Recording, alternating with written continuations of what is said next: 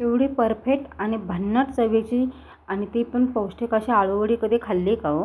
हे पहा किती सुंदर असा कलर आलेला आहे, मस्तच. आणि खायला तर खूप भारी झालेली बरं का, अशी कुरकुरीत पण झालेली आहे.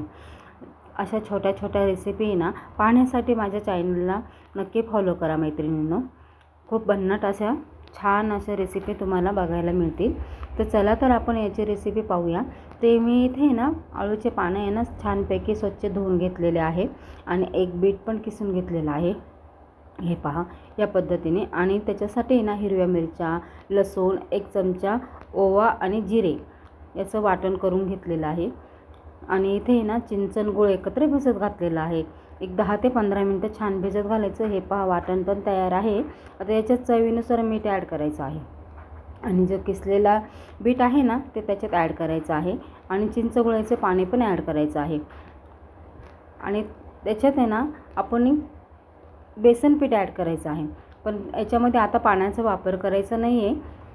छानपैकी याच्यातच मिक्स होतं बरं का, कारण बिटाला पण पाणी असतं आणि चिंच गुळाचं पाणी त्याच्यामध्ये जेवढं बसेल ना तेवढं पीठ आपण ॲड करून घ्यायचं आहे. आणि इथे पानं आहे ना त्याचं शिर असं कसं जाड असते, त्याच्यामुळं काय होतं आळूच्या पाण्याचा आकार आहे ना व्यवस्थित जमत नाही. म्हणून एक थोडंसं आहे ना ते असं छानपैकी आहे ना चेचून घेतलेलं आहे. आणि हे पहा इथे छानपैकी असं त्याला बॅटर ते लावायचं आहे. आणि एक पान सरळ एक पान उलटं ह्या पद्धतीने नेहमी आळूवडीचे पानं ठेवायचे, म्हणजे काय होतं की छानपैकी मस्त आकार पण जमतो. हे पहा किती सुंदर असे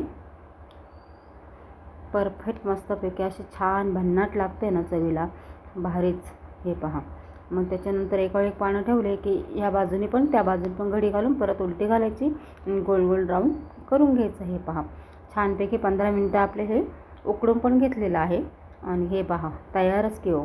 मग काय कटिंग करायची छानपैकी गोल गोल आकाराची.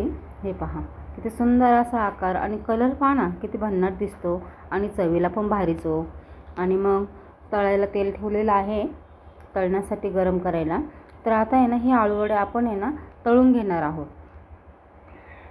हे पहा किती सुंदर अशा आहे ना परफेक्ट मस्तपैकी, अजिबात कुठेही ह्या पद्धतीने जर केले ना कुठे पण असं बाहेर निघत नाही आहे, बॅटर पण बाहेर निघत नाही आहे, आळूवडी पण सुटत नाही आहे तेलात.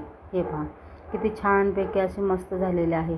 कडक असे मस्त तळून घ्यायच्या छान.